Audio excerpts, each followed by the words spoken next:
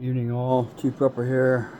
Different chair in the living room, same kind of chair, just when I came in from doing some prepping stuff, even though it's late in the evening, almost night, well into the evening, nighttime. Just got through sending out some text messages to people that I care about, making sure they're tracking the longshoreman strike that may happen starting October 1st. Told them if they needed meds, look up Jace Medical and get their orders in right now.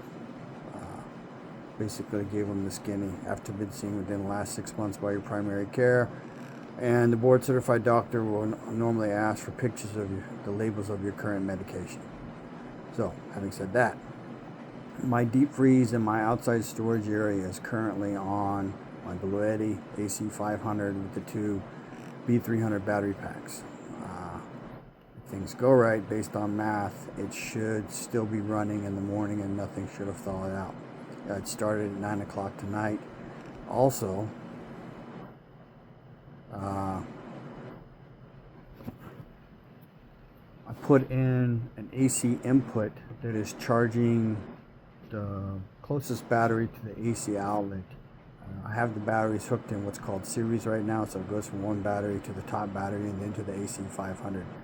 I'm almost certain that if I can do 6 batteries, and my goal is to get that over time because that shit's expensive. I got the AC 500 and two B300K batteries for $4,000. Right now the B300K batteries are running $2,000 a pop. I want to get 2 more before the end of the year, but I don't know if I'll be able to. Alright, so in addition to that, I got the damn countertop cleaned off finally, and I got the TV from the front porch moved back there. It's an old 31-inch 1996 Caltho Ray tube TV. My intent is to be able to watch at least the news if I'm cooking at night, or at least hear it and see it. But I don't know if it's going to work because I have a digital antenna, but I don't know if it's if the TV would tune it without. Back when they went from analog to digital, they had a big poohooey about having the digital to analog converters so that they would search for and find the new broadcast frequencies.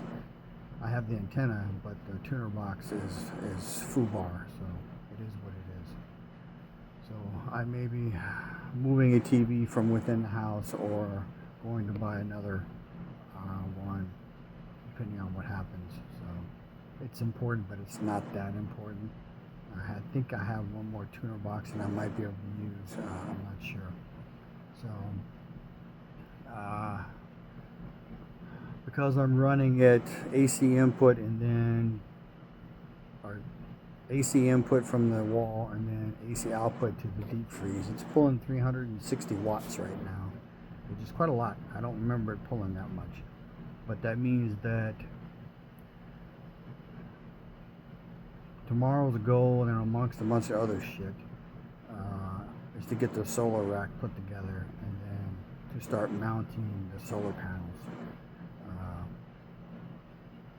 I have an intent, but I don't know if it's going to work. I might have to put it together and run the cables and do a test with it just sitting out in the yard, and then mount it the way I want to mount it. Hopefully not more than a month. So basically we're entering in the time of the year where it's, I guess it's going to be hot.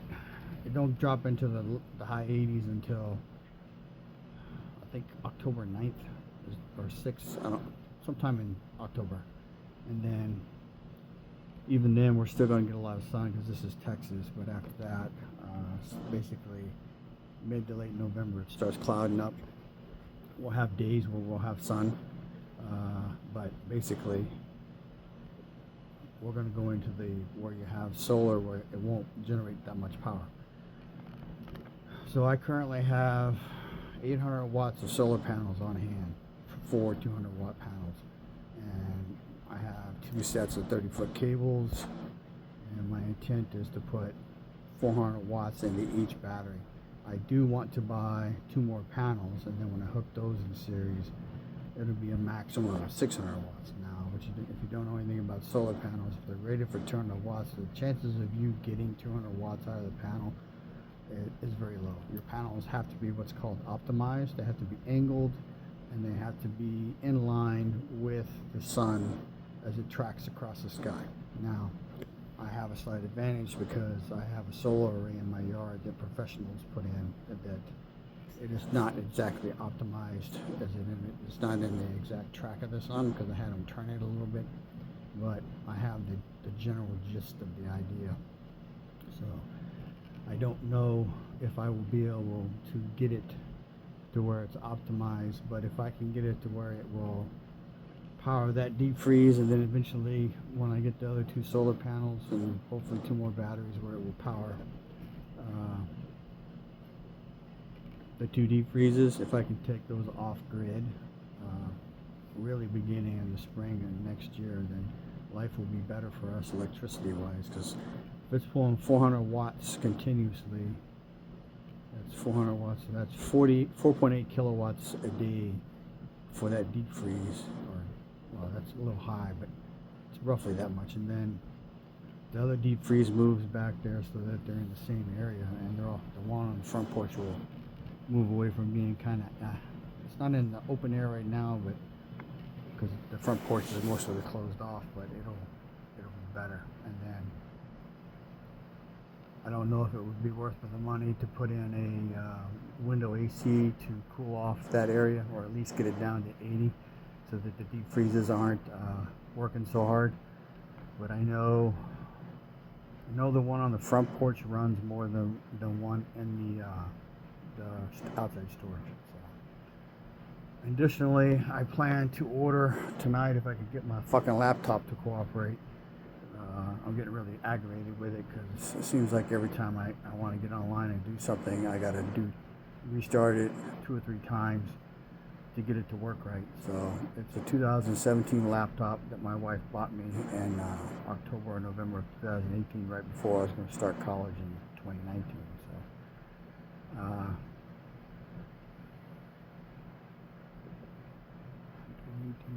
maybe it was 20, I don't know, it's back then. So but I'm getting ready to try and order what's called a scope leveling, not exactly kit, I know the things I need. It's 3 different levels, and then a torque screwdriver and a sled to put the gun in on, like a table.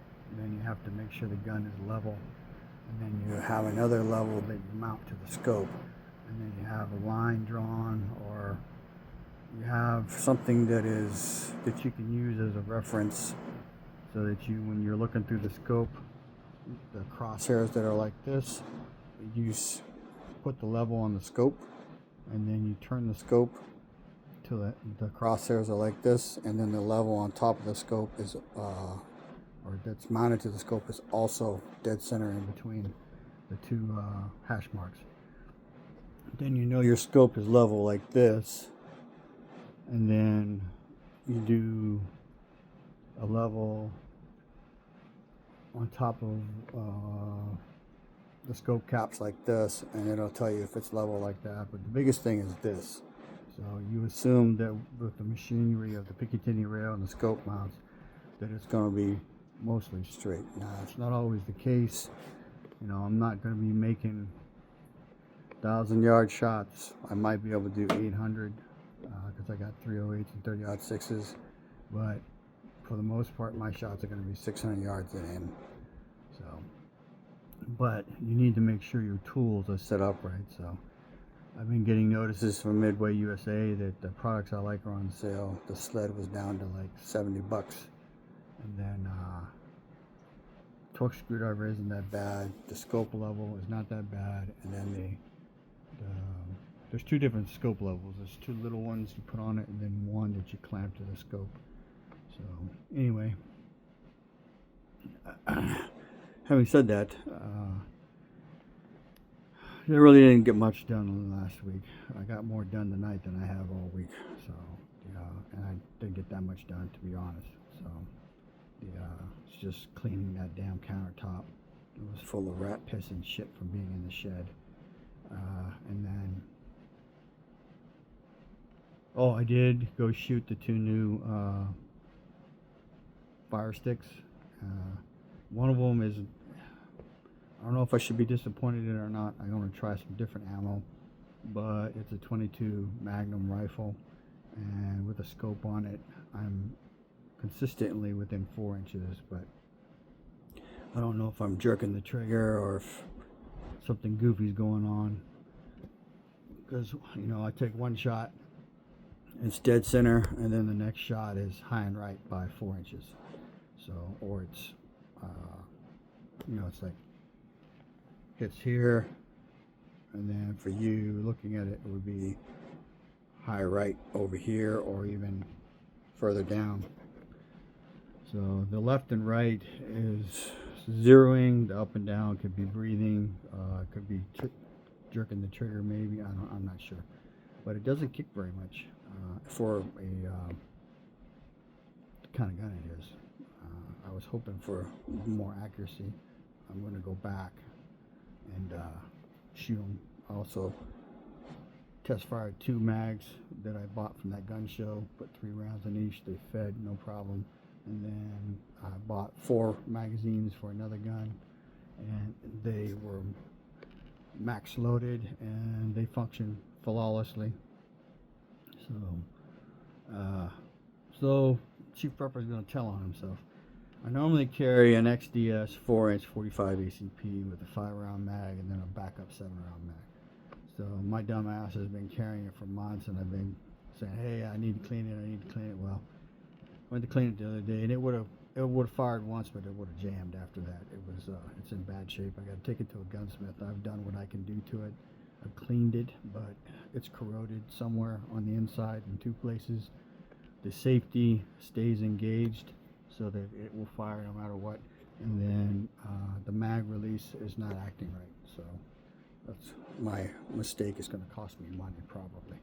So keep up on your weapon maintenance, because I got so much going on, and I'm normally carrying a gun a lot, like I have one on me now. I may go to a revolver system because I have them.